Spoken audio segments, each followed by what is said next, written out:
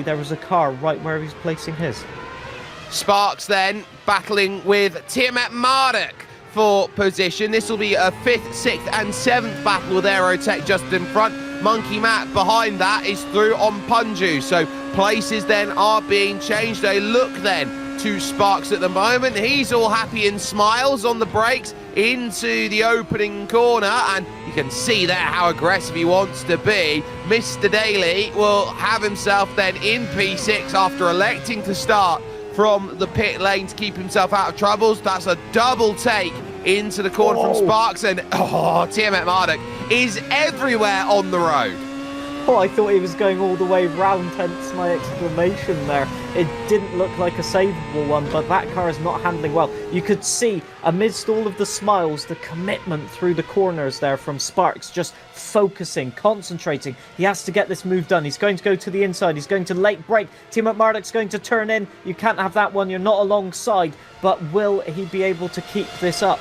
The two of them very well versed in open wheel cars. They can keep this pace up for days, but can they do it when the pressure is on? For Sparks, there's a championship on the line, and I think Tiametmarduk knows that. He will shut the door and he will say, you can't afford it, but I can afford the damage.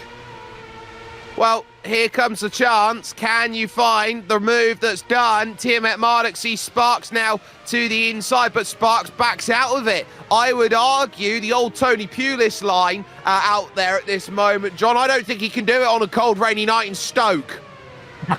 And that is an elite tier reference right there. 10 out of 10. I think Sparks being very, very cautious in the braking zones. I don't think he has the confidence to go for it, but that just means that every single lap, look at how late he can brake. He can go up the inside, surely, and just get the move done, or just say, I'm there on the inside. You can't just turn in, but it requires just committing, because every lap that you spend behind another car, as Tiametmarduk just locks up and goes, you know what, up the inside, and collision between the two. You can't believe it, can you? Sparks nearly losing it over the grass as well. I think Sparks thought he had the job done, and Tiametmarduk found traction out of nowhere to get the car again onto the apex.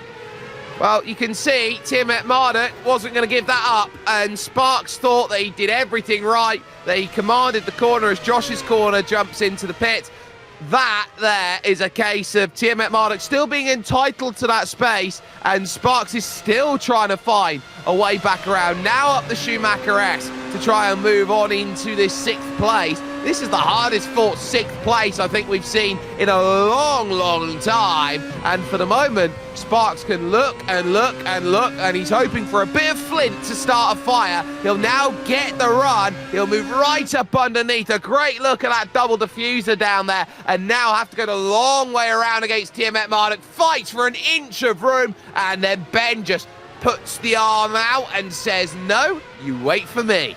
It's funny how the F1 rulebook has changed quite a bit since these cars were racing around the track, because in this race, in the 2009 season, Mark Webber got a drive-through penalty just for making contact with, I think it was Rubens Barrichello into turn 1, and that just a little bit of tap into turn 1. Nothing bad happened because of it, but that was a drive-through penalty. So the rules here in the Creator Series are not that harsh, although we might give a penalty still for Ryan. We're not quite sure at this point.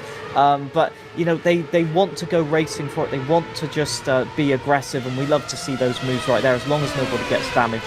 But, yeah, Sparks still having to attack. And there is Monkey Matt as well, just saying, hi, I want in on this action. And I think Sparks might have a double problem in a minute. Yeah, and that problem is, if I'm taking too long to get by one driver, how am I going to get the other? Thinks about it, but that diamonded exit off of the Goodyear hairpin works once again. That Goodyear hairpin, actually a very interesting callback. Of course, there is the Sudstrecker, as it was known, or the Sudschleifer, as part of what the old Nürburgring complex used to be, that they had to knock about and rechange. But that corner down at the bottom can be considered a throwback to the carousel, which is on the Nordschleifer, as here comes Monkey Matt just having to lift out of it. Yeah, for quite a few years before the F1 track was used, they cut out bits of the Südschleife and they just went around a hairpin that was in that vicinity at the time.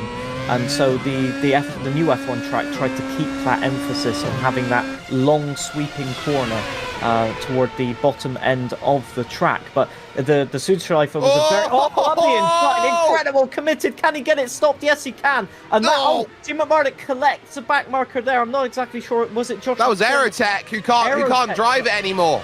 Oh, that's so unfortunate for Aerotech. Possibly just technical issues there. But that gave all the opportunity that